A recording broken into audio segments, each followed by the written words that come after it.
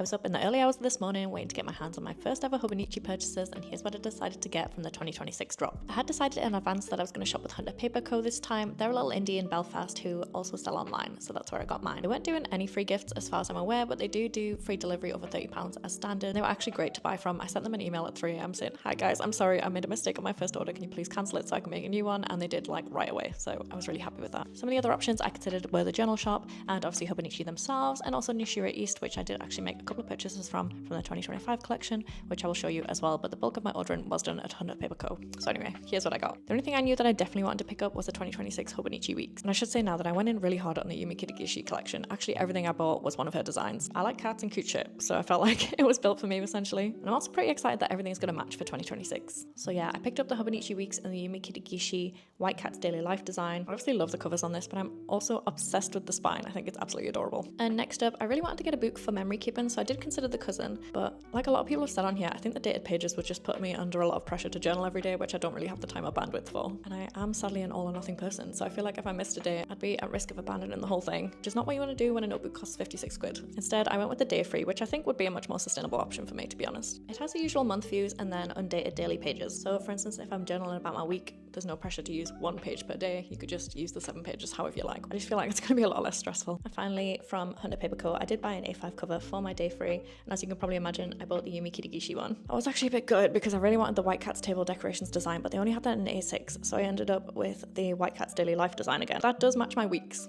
so I'm not totally mad at it. My thinking was that my Hobonichi Weeks is only going to last the year, and I can use my A5 cover forever. And I do really love that design, so I think overall in the long run it's going to be a good choice. Oh, and like I did say earlier, I also bought a couple of things from Nishira East from the 2025 collection, and they were the Yumi Kitagishi pencil boards, which I think was so cute. I just didn't really love the 2026 ones, or at least I didn't feel like they really matched the vibe that I was going for with my journals. Anyway, so that's everything that I bought last night. Still thinking I might go back and buy some Kitagishi stickers, but do I really need them? No, but they would make me happy, so I'm gonna wear that one up today. Okay, love you. Bye.